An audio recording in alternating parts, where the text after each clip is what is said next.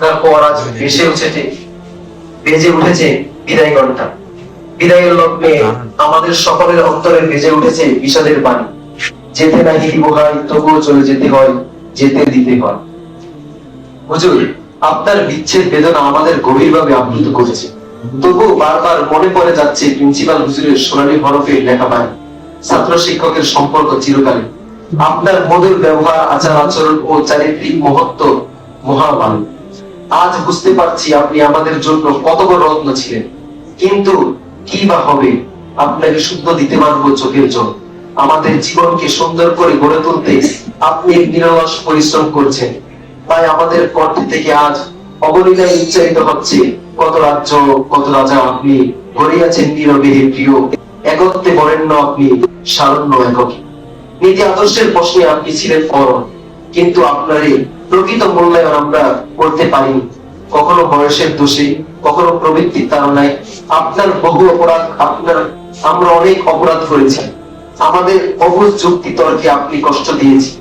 আপনার সেই মমতাময় রাগ এই বেড়া আমাদের কানে আজীবন ধ্বনি হয়ে থাকবে।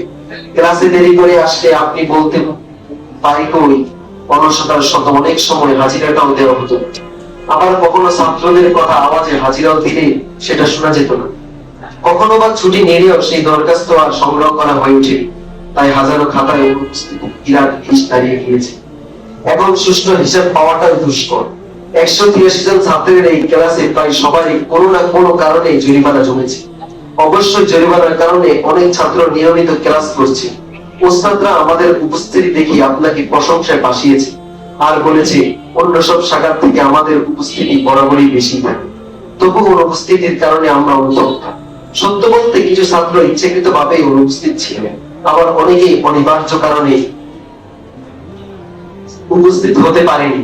আমাদের উপর ধার্য সেই 50 টাকা অনেকের ক্ষেত্রে আজ হাজার হাজার টাকা পরিণত হয়েছে। হুজুর, আমরা জানি নিয়ম শৃঙ্খলার জন্য জরিমানা একটি প্রয়োজনীয় ব্যবস্থা, কিন্তু বাস্তবতা হলো আমাদের মাঝে অনেক ছাত্র আছে যাদের বাবা আয় সীমিত, কারো পরিবারের অভাব, কারো বাবার একমাত্র উপার্জন সম্ভব ব্যক্তি। বর্তমান পরীক্ষার সময় ঘনিয়ে আসছে।